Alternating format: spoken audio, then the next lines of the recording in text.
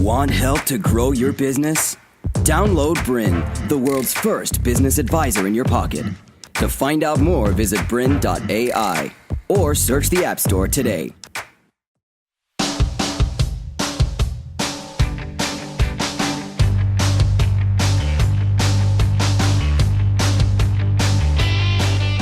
Welcome to Family Business Matters, Episode 8. Today we're going to be talking about how to plan for your retirement out of family business.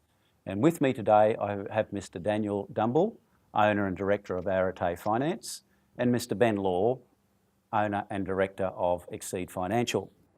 Welcome guys, thank you for participating. Thank you. Yeah, as we've discussed sort of previously, off camera, that amount of wealth that's being transferred just in Australia alone between family businesses or out of family businesses over the next 20 to 25 years, about $6.3 trillion. It's a fairly big figure in anyone's book. But as professionals in this field and specialising in family business, what do you see as some key elements of actually planning for retirement out of a family business, Ben?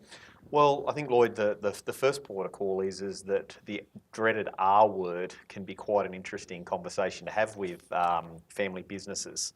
And retirement means all different things to all different people. So for some people, retirement might happen to mean, we exit the business, we live on the beach, we go caravanning, we go travelling, etc. For others, it might mean I take a lesser role in the business, and for others it might mean my wife retires and I keep working, or vice versa. So there's all different types of retirement. So I think the first thing is working out what does retirement, or what does it look like for you, or what would you like it to look like for you? And I think that's the first port of call. The second port of call is actually working through what you specifically want.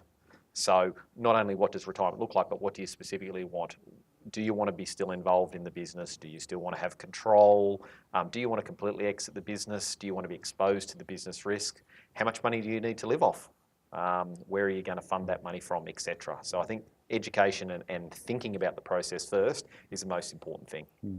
So that would obviously require some in-depth discussions and that sort of stuff across the generations. Would that be a reasonable assumption? Absolutely, because obviously the retiring generation as such need to work out what they need, but the new generation coming through, the kids as we'll say, they need to actually be on board and understand what mum's retirement's goals are, so that they can actually start to come into the business, understand the expectations, and then help work towards giving mum and dad that opportunity to do that, while still having an opportunity themselves to take over. So absolutely, planning is key.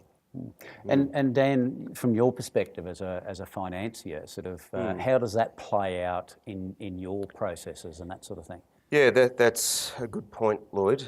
Ben's exactly right on that side of things.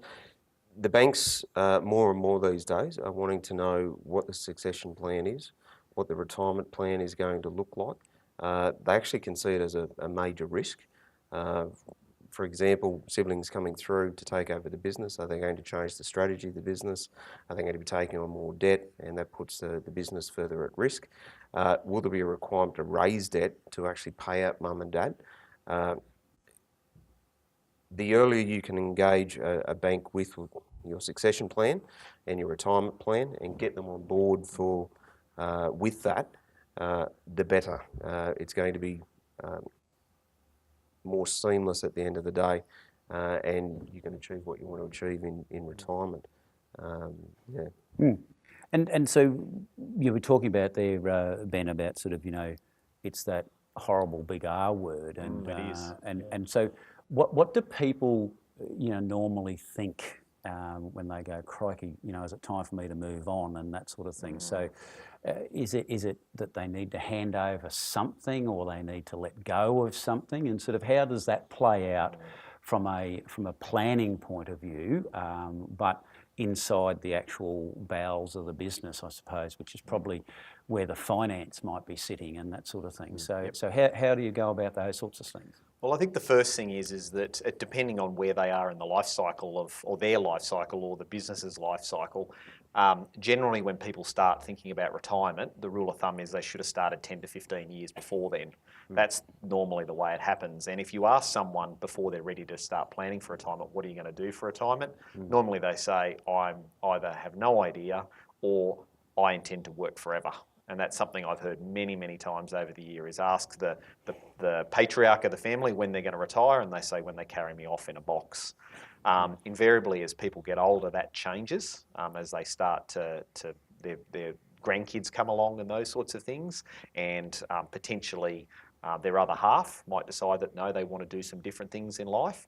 So it's managing those expectations early on and getting a plan in place early rather than waiting till it's later. And as Dan said, it puts intense pressure on the business. And by nature, family business owners are fairly entrepreneurial and fairly driven, and they back themselves. But unfortunately, what they do is they tie all their wealth up in the business, and their retirement plan effectively is, when I get ready to retire, I'll just pull my money out of the business, I'll sell the business, and we all know that the business may not be worth what they thought it was, it may not be a good time, all those other sorts of issues. And so, we talk about succession planning a lot, but would you consider that's more of a transition process than a succession process? But how then do banks and other financiers sort of look at those sorts of things? Because they tend to be stuck in traditional wording and traditional thoughts. Because a family business moves on through the generations, and it's really just transitioning from one generation to the next at this point in time. Yeah, look, the banks will look at it quite openly at the end of the. To continue enjoying this presentation, download Bryn, the world's first business advisor in your pocket. To find out more, visit bryn.ai or search the App Store today.